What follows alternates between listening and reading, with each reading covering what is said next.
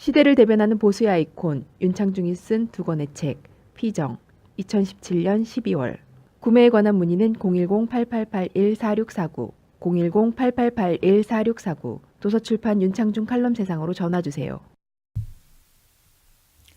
사랑하고 존경하는 국민 여러분, 해외 애국 동포 여러분, 잘 지내고 계십니까? 잘 견뎌내고 계십니까? 하루빨리 허탈감에서 벗어나서 잘 지내셔야 되겠습니다.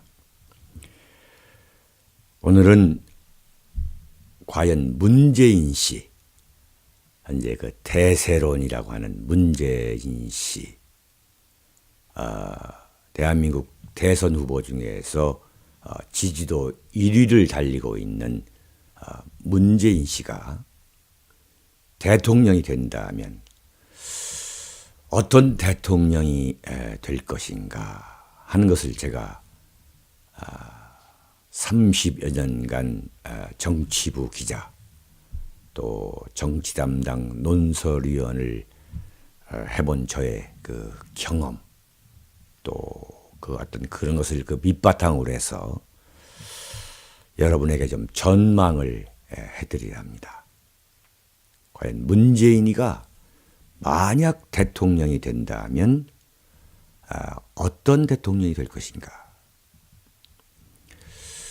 그것을 예측할 수 있도록 결정적으로 예측할 수 있도록 한 그 계기, 그 이벤트가 저는 작년 11월 26일 청계광장에서 열린 더불어민주당 주최 박근혜 대통령 퇴진 결의대 여기에서 문재인 씨가 토로한 그 발언들의 여러 가지 확정적인 증거가 있다고 저는 생각하고 있습니다. 지난해 11월 26일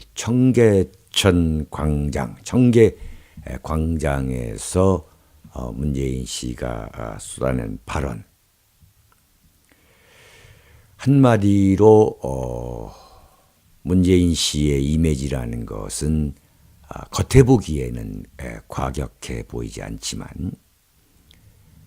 얼마나 조용하면서도 과격한 혁명가의 면모를 담고 있는지를 그의 발언은 그대로 보여주고 있죠.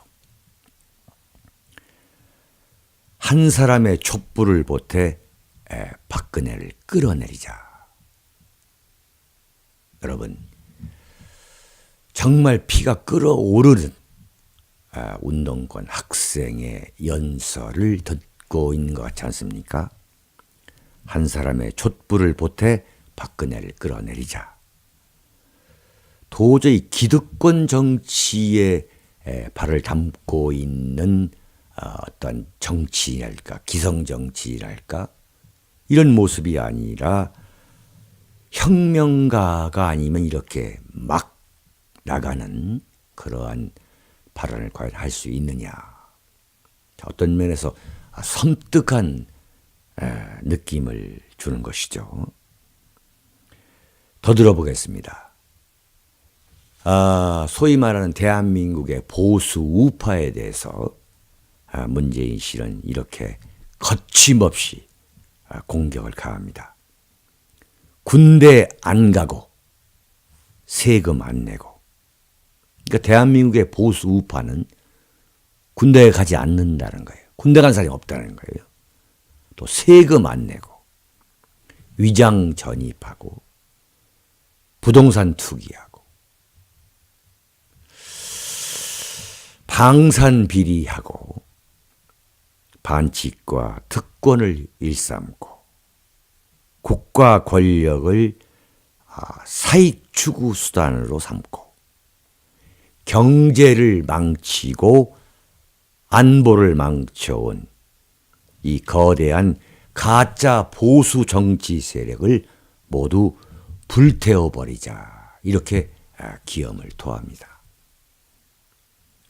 현존하는 대한민국의 보수 세력은 가짜 보수 세력이라고 낙인을 찍고 있는 그 문재인이 대통령이 되었을 경우에 이른바 문재인이 말하는 가짜 보수 세력을 겨냥한 피비린내 나는 청산이 진행될 것이라고 저는 탄원합니다. 기본적으로 대한민국을 건국에서부터 산업화, 민주화의 과정을 거쳐 여기까지 대한민국을 이끌어온 보수 우파 자유민주주의 세력에 대해서 한마디로 반드시 청산해야 할 적대 세력으로 문재인은 단정하고 있는 거죠. 제2의 노무현입니다. 제2의 노무현입니다. 대한민국은 정의가 패배하고 불의가 성공한 나라라고 낙인을 찍었던 노무현 대통령. 대한민국은 친일파가 3대에 걸쳐 떵떵거리면서 살고 있는 나라라고 친일파의 그 후손들이 대한민국을 이끌어온 사실상 일제 식민지 국가라고 낙인을 찍은 참 그야말로 치욕적인 낙인. 이렇게 대한민국의 그 주류 세력, 지금까지 대한민국을 이끌어온 그 주류 세력을 청산해야 할 적대 세력으로 규정했던 노무현. 그 노무현 대통령이 다시 부활할 것이다. 그 노무현의 부활, 바로 그것이 문재인 씨가 대통령이 되었을 경우에 우리 국민들에게 보여줄 적나라한 모습이 아니냐. 저는 그렇게 생각하고 있습니다. 문재인이 청계광장에서 했던 발언을 한번 더 들어보시죠. 지금 우리에게 대통령은 없다. 참으로 무정부주의자, 혁명가, 테러리스트를 연상케 하는 발언이죠. 최순실 일가의 대통령이었다. 돌이켜보면 2012년 12월부터 오늘까지 지난 4년 동안 대한민국의 대통령은 없었다. 지금도 국민의 목소리를 듣는 대통령은 없다. 우리는 지치지 않아야 한다. 박 대통령이 내려올 때까지 촛불을 더 높이, 더 많이 들어야 한다. 비바람이 몰아치고 폭풍우가 몰아쳐도 촛불을 더 높이 들어 올리자. 박근혜 대통령이든 최순실 일가든 부정하게 모은 돈은 전부 몰수하자. 이렇게 외쳤습니다. 제가 여러분에게 말씀드렸던 것처럼 이번 박근혜 대통령이 파면에 이르게 된 그 한편의 드라마는 문재인 세력의 난이다. 문재인을 대통령으로 만들기 위해서 박근혜 대통령을 권좌해서 끌어내린 문재인 세력의 정변이다. 문재인 세력의 총궐기다. 문재인 세력의 반란이다라고 제가 말한 근거가 여기에 있는 것입니다. 문재인의 말대로 광화문에서 촛불 시위가 참 그 악랄한 촛불 시위, 박근혜 대통령을 참수형에 처하는 그러한 장면이 버젓이 버젓이 연출된 그 광란극이 문재인의 말대로 그대로 진행됐던 거 아닙니까? 그리고 국회가 탄핵을 했죠. 어떻게 탄핵을 했습니까? 야당으로서는 독자적인 탄핵이 불가능했는데 거기에 바로 김무성과 유승민, 이명박 대통령의 졸개 세력들, 비박계라는 그 친이계들이 바로 문재인 세력과 안철수 세력과 내통해서 만들어낸 그 합작품. 그게 국회 탄핵 아니겠습니까? 그 국회 탄핵이 이루어지자 바로 어떻게 했습니까? 박영수 특검이 박근혜 대통령과 최순실 일가에 대한 그 난도질이 참 무자비하게 불의로 이루어졌던 거 아니겠습니까? 헌법재판소로 하여금 도저히 박근혜 대통령을 파면시키지 않을 수 없도록 2중, 3중, 4중의 그 안전장치, 그 자물쇠를 꽉꽉 채워놓은 게 박영수 특검 아니겠습니까? 그 박영수 특검의 수사 결과라는 그 엉터리 수사 결과를 놓고 그것을 그대로 받아들인 게 어딥니까? 바로 헌법재판소 그 8인의 만장일치 박근혜 파면 아니겠습니까? 이게 1년의 연속적인 그 연결고리가 이어지고 있는 겁니다. 네. 그러한 소위 말하는 문재인 세력의 정변, 그 반란, 총궐기를 가장 강력하게 뒷받침했던 게 바로 대한민국 쓰레기 언론인 것입니다. 쓰레기 언론인 거예요. 정말 어처구니 없는 헌법재판소의 판결 아니겠습니까? 그렇다면 그러한 단초를 제공한 것이 어디에 있었느냐? 바로 대한민국 검찰. 그 검찰이 그러한 문재인 세력의 반란, 총궐기, 그 정변에 겁을 먹은 대한민국 검찰. 겁을 먹었을 뿐만 아니라 다음 대권은 문재인이 잡을 것이다라고 예단한 대한민국 검찰이 내놓은 그 엉터리 수사 결과를 갖고서 어떻게 했습니까? 검찰이 그러한 수사 결과를 내놓으니까 국회가 그것을 바탕으로 대한민국 쓰레기 언론이 만들어낸 그 수많은 그 조작 보도, 왜곡, 음모, 날조 보도를 바탕으로 또 검찰의 그 엉터리 졸속 수사를 갖고서 탄핵 소추안을 낸 거 아닙니까?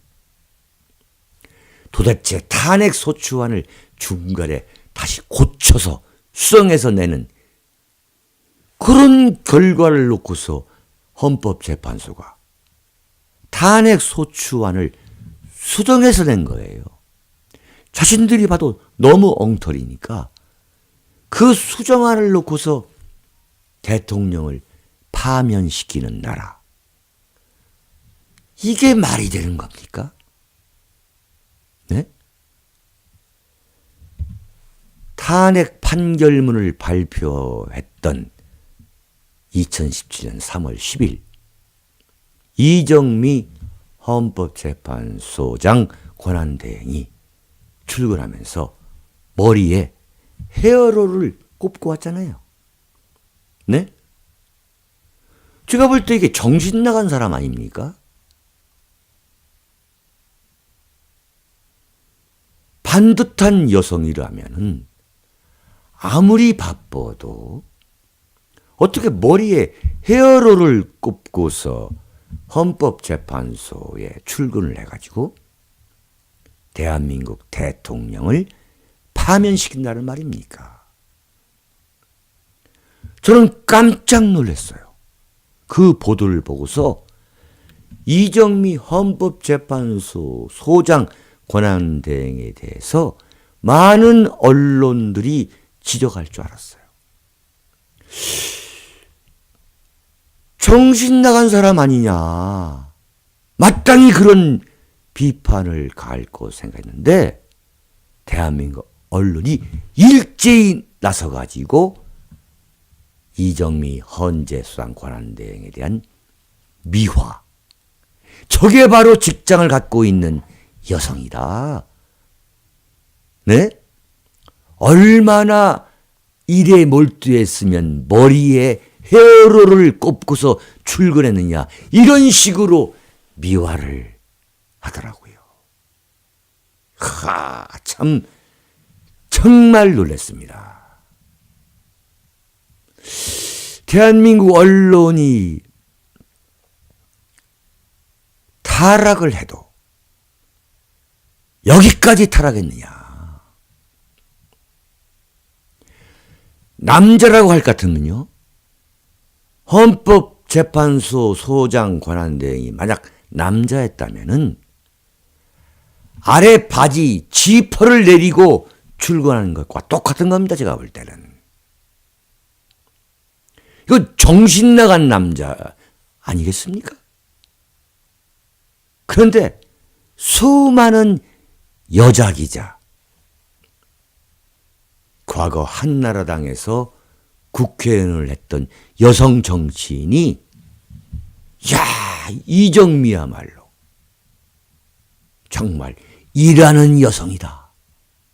이렇게 미워하는 것을 보고서 대한민국 언론, 대한민국 정치권, 그리고 어떤 개그우먼이라는 여자가 보니까 그걸 또 모방해서 SNS에 올렸다고 하더라고요.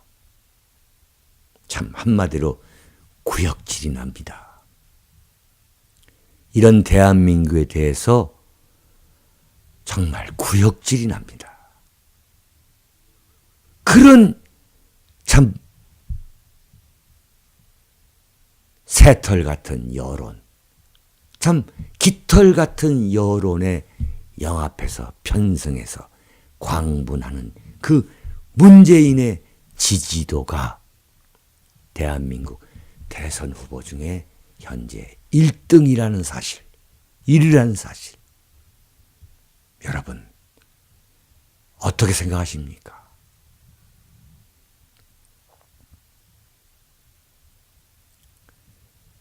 문재인이가 그날 청계광장에서 토한 그 발언을 계속 들어보시죠.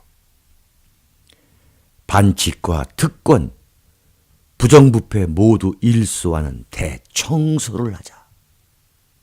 대한민국을 대청소하자는 것입니다. 그리하여 정직한 노력에 정당한 보상이 따르는 세상, 흙수저, 금수저 따로 없는 공정한 세상을 만들자라고 문재인은 외쳤습니다. 저는 이 장면을 보면서 1948년 김일성이가 조선민주주의 인민공화국 수립을 선포하면서 말했던 조선민주주의 인민공화국 국가주석으로 취임하면서 했던 그 김일성의 취임사를 떠올렸습니다.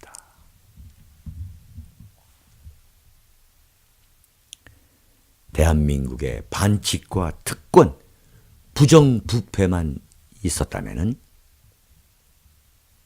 세계 10대 경제대국에 오를 수 있었겠습니까? 대한민국이 세계 최강의 IT 강국이 될 수 있었겠습니까? IT란 건 과연 무엇입니까? 과학 아닙니까? 단 하나도 오차나 오류가 있을 수 없는 그런 학문이 과학 아닙니까? 그런 첨단 과학 산업의 강국이 반칙과 특권, 부정부패만 있었다면 과연 가능했겠습니까? 모두 대청소를 해버리겠다. 이런 혁명 공약을 낭독한 것입니다. 적폐청산이라고 문재인은 말했죠. 적폐청산이다. 저는 끔찍한 김일성의 공산주의 혁명을 떠올렸습니다. 문재인이 대통령이 된다면 저는 단언하건대 제가 30여 년간의 정치부 기자 경험뿐만 아니라 바로 문재인이가 토해내놓은 이러한 발언들이 제 자신이 지금 문재인의 발언을 침소 봉대하는 것이 아니라 바로 증거라는 걸 여러분에게 말씀드리겠습니다. 그럼에도 불구하고 대한민국 언론은 과연 문재인이가 대통령이 되었을 때 어떤 대통령일 것이냐 하는 부분에 대해서 왜 보도를 하지 않습니까? 왜 분석을 하지 않습니까? 왜 예측을 하지 않는다는 말입니까? 제가 볼 때는 대한민국 언론은 이미 문재인이가 차기 대통령이 될 것이다라고 밀어주고 있고 또 그렇게 믿고 싶기 때문에 보수 우파 세력으로부터 과도한 역풍을 불러오는 것에 그럴 것을 과도한 역풍을 불러올 것이라고 걱정을 해서 적당하게 조정하고 넘어가는 것이 바로 대한민국 언론인 것입니다. 한마디로 말해서 쓰레기 언론입니다. 정말 이런 문재인이 가능한 가장 근본적인 이유는 바로 대한민국 언론이 이토록 타락했기 때문입니다. 이토록 좌경화됐기 때문입니다. 좌익의 주구가 된 겁니다. 좌익의 개가 되어버린 현실. 박근혜 대통령이요. 지금 파면에 이르게 된 그 원초적인 이유는 뭐냐? 바로 대한민국 언론이 썩었기 때문인 것입니다. 대한민국 언론이 좌경화되었기 때문입니다. 이 언론을 혁파해야 된다. 이것이 윤창중의 일관된 주장인 것입니다. 이 언론, 조선일보부터 TV 조선부터 혁파하지 않으면 대한민국에는 미래가 없다. 문재인과 같은 이러한 좌익 대통령이 집권하게 되는 것을 막을 수가 없다. 라는 것이 윤창중의 일관된 주장인 것입니다. 그래서 조선일보를 보지 말아야 되고 TV조선을 폐지해야 된다. 라는 것이 저의 논리적인 배경이 바로 여기에 있는 것입니다. 여러분.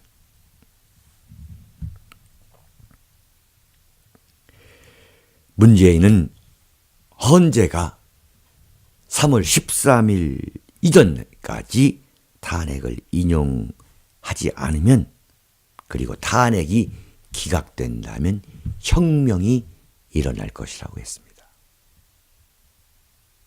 여러분, 정치 지도자의 입에서 혁명이란 말이 나왔습니다. 이걸 어떻게 봐야 됩니까?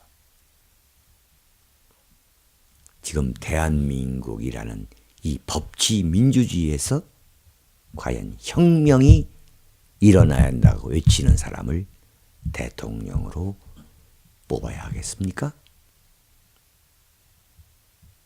역시 문재인의 주장대로 헌법재판소가 박근혜 대통령을 파면시키자 문재인은 태도를 돌변해서 박근혜 대통령에게 뭐라고 했습니까? 승복하라고 했습니다. 완전히 변호사 출신이라는 법률가 출신이라는 문재인의 그 이중적 잣대, 그 표변, 돌변을 그대로 볼 수 있는 것이죠. 이 표리부동한 돌변. 여러분, 어떻게 생각하십니까? 지금 이 문재인 세력의 반란, 정변이 여기까지 오게 된 겁니다. 바꿔 말하면 지금 대한민국의 대통령 권한대행은 황교안 국무총리가 아니라 바로 문재인 씨입니다. 사실상 지금 문재인 씨가 대통령 권한대행을 하고 있는 것이고, 이번에 대통령 선거라는 것은 자신이 공식적인 대통령이 되기 위한 하나의 통과 의례 정도로 생각하고 있는 그러한 현실인 것입니다, 여러분.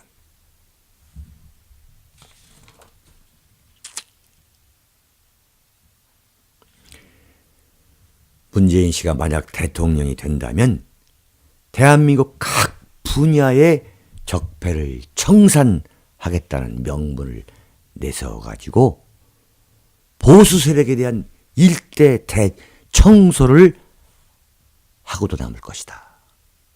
저는 이러한 섬뜩한 어떤 예감이랄까요? 그 예단을 하면서 요즘 시간을 보내고 있습니다.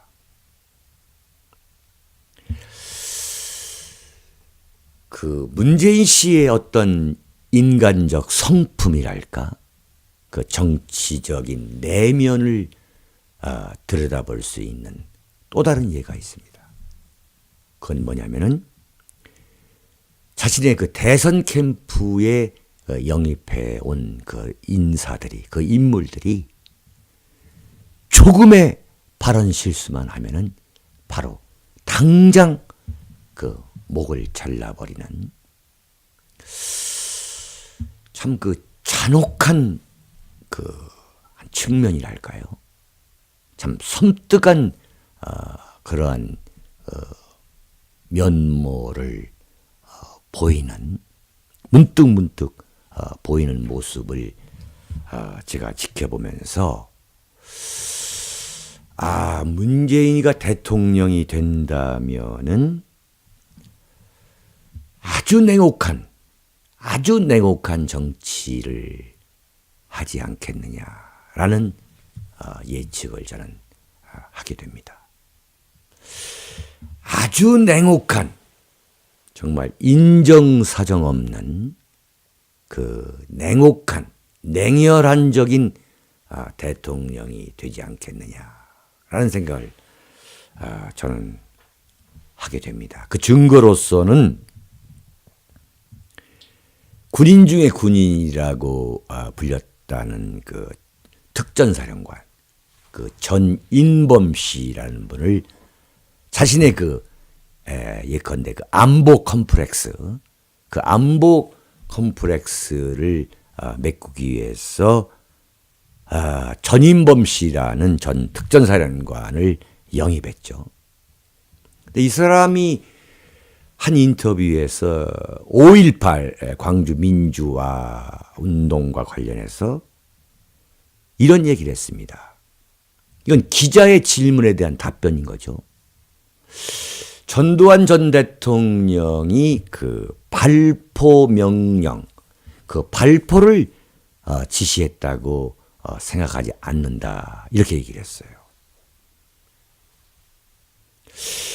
여러분, 그 광주 사태, 광주 민주화 운동과 관련해 가지고 전두환 전 대통령이 그 발포 명령을 내렸다라고 믿고 싶은 사람들, 그런 사람들에게는 이 발언이 정말 매우 자극적이고 망언이다 이렇게 생각할 수 있겠죠. 그러나 이 5.18 민주화운동 그 와중에서 과연 발포 명령을 누가 내렸느냐? 그것은 1980년 5.18 광주 민주화운동이 발발한 이후 지금까지 뒤져봤지만 지금까지 여러 정권, 노태우 정권, 김영삼 정권, 김영삼 정권 때는 전두환 노태우 정권을 구속까지 시키면서 그 5.18에 대해 샅샅이 뒤진 거 아니겠습니까? 그 이후에 김대중, 노무현, 이명박, 박근혜 그 6대 정권을 거쳐오면서까지 샅샅이 뒤졌지만은 전두환 씨가 발포 명령자 그 지시를 내렸다라는 어떤 증거도 찾을 수 없었던 겁니다. 이 객관적인 사실인 거죠.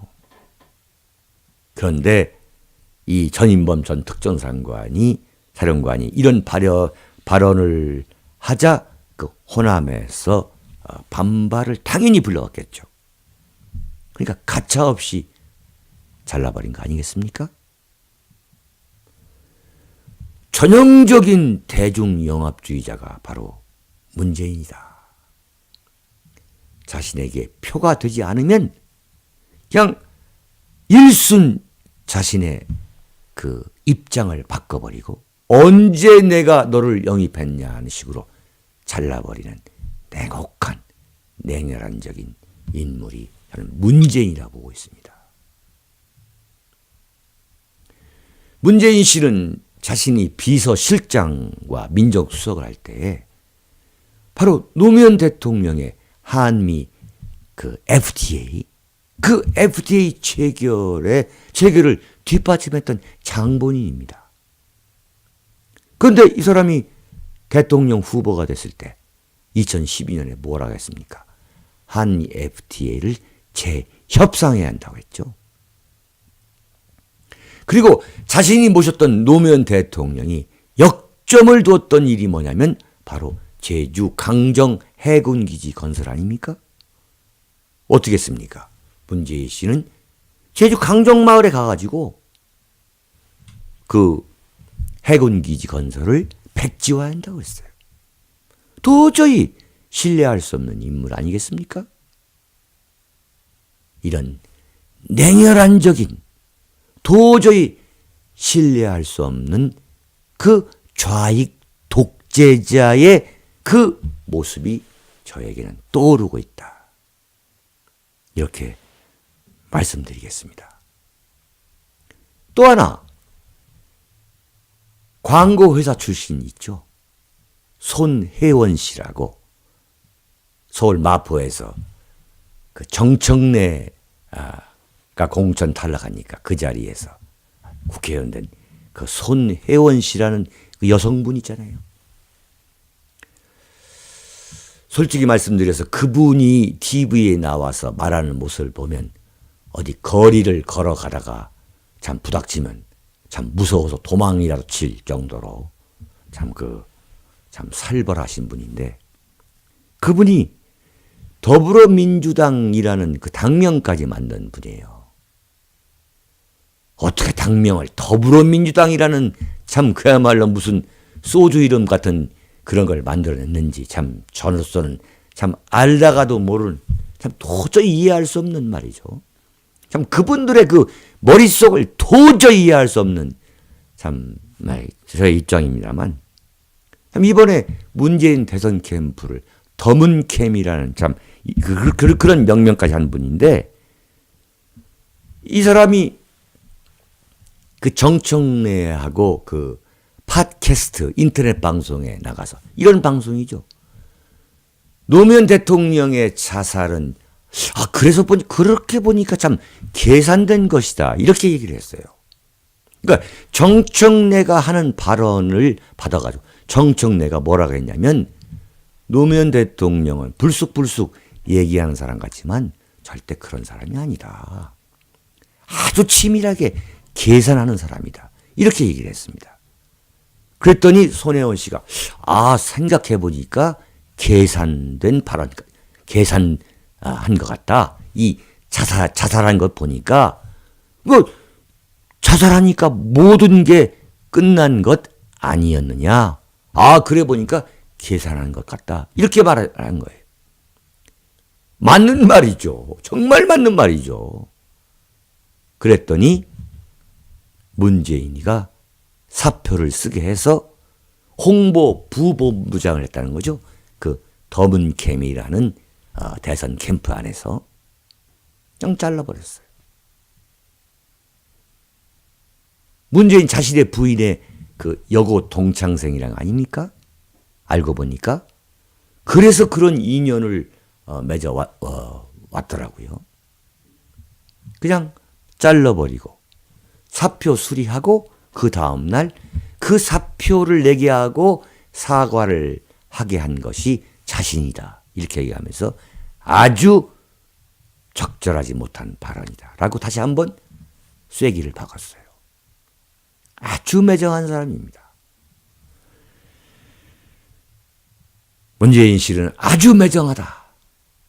이런 사람이 대통령이 된다면은 저는 아주 냉혹한 좌익 독재자가 될 것이다. 저는 이렇게 결론을 내리고 있습니다. 어떤 면에서 보면은